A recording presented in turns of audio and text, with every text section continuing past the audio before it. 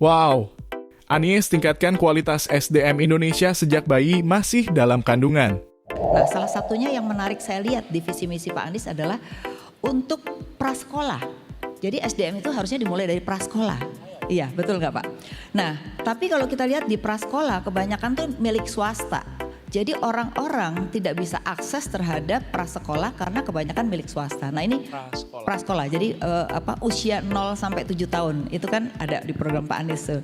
Nah itu gimana caranya supaya program ini memang bisa dijalankan dan bisa dinikmati oleh semua masyarakat. Di mana kita tahu 0 sampai 7 tahun itu merupakan anak yang harus diberikan segala sesuatu agar bisa meningkat. Dua itu Pak, silakan. Saya mulai dari yang kedua dulu aja. Ya. Karena pertanyaan terakhir ini. Betul. Kami melihat perlunya justru dari ibu hamil. Memastikan pasokan gizi yang baik kepada ibu hamil. Karena itulah bahan baku pertama kalau kita bicara tentang kualitas itu ibu hamil. Nah hari ini kalau kita lihat, kalau ada wali kota, bupati, gubernur memperhatikan ibu hamil, itu bukan karena direction dari national government, tapi karena yang bersangkutan peduli pada ibu hamil. Ini yang harus diubah. Hari ini saya pernah merasakan nih jadi gubernur wali dan teman-teman wali kota. Kita tidak memiliki national direction on welfare. Coba dicek. Gak ada. Berapa angka kematian ibu melahirkan yang tolerable? Gak ada.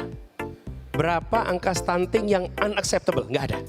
Selama national direction itu tidak ada, maka seluruh daerah akan berjalan sendiri-sendiri dalam urusan welfare.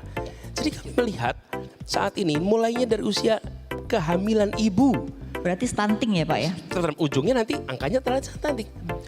Bu Vivi ini pernah presentasi berapa 8 tahun 9 tahun yang lalu membedakan siapa lahir di mana, ujungnya kemana. Ya, itu kita menyaksikan bila itu tidak dibereskan, it's an issue. Lalu Bu, kita melihat pendidikan usia dini. Indonesia menandatangani, kebetulan ini tanda tangan saya nih, atas nama pemerintah Indonesia, tahun 2015 di dalam World Education Forum. Bapak Ibu sekalian, ini para ekonom, kita-kita yang dulu sekolah ekonomi, World Economic Forum itu terjadi tiap setahun sekali. Tapi World Education Forum itu terjadi tiap 15 tahun sekali. What does it tell you? Bahwa ekonomi bisa diintervensi tahunan, tapi education intervensinya jangka panjang. Dan kalau ketemuannya World Education Forum itu 15 tahun sekali, artinya you set the policy today, you benefit to decades later. Nah kita nggak berikan itu yang cukup.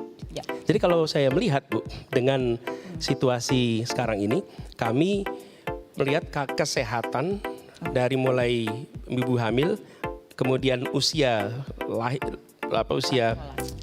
lahir, itu yang namanya PKK harus jadi ujung tombak untuk kesehatan ibu, kesehatan anak, kesehatan lansia.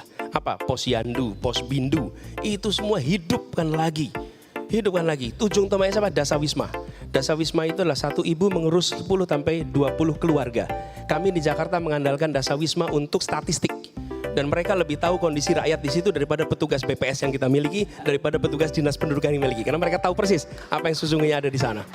Dan ketika ibu-ibu itu jadi ujung tombak, disitulah koperasi masuk, welfare masuk, program pemerintah jangan diakomodasi oleh pemerintah sendiri. Lalu pengadaan tipe barang dan jasa diubah. Barang dan jasa itu ada 4 tipe 1, 2, 3, 4. Negara selalu mau pakainya tipe 1 dan 2. Tipe 3, 4 nggak mau dipakai. Kenapa tipe 3, 4 nggak mau pakai? Karena repot laporannya, enggan. Yang tidak mau bukan rakyat, tidak mau birokrasi. Birokrasi cenderungnya tipe 1 dan 2. Begitu diberikan ruang pada tipe 3 dan 4, dananya diberikan langsung ke masyarakat melola kualitas lebih baik. Contoh, memberikan makanan sehat untuk keluarga, untuk anak-anak sekolah. Kalau tipe 1, berikan kepada dinas pendidikan pengadaan barang, bagikan makanan sehat. Tipe 2, bikin tender, nanti perusahaan-perusahaan masukin. Tipe 3, uangnya diserahkan pada persatuan orang tua murid. Tipe 3, begitu diserahkan orang tua murid yang masak, apa yang terjadi? Tidak ada orang tua murid yang mengkorup ongkos makan untuk anaknya. Yang terjadi ditambahin makanannya, dibuat lebih sehat.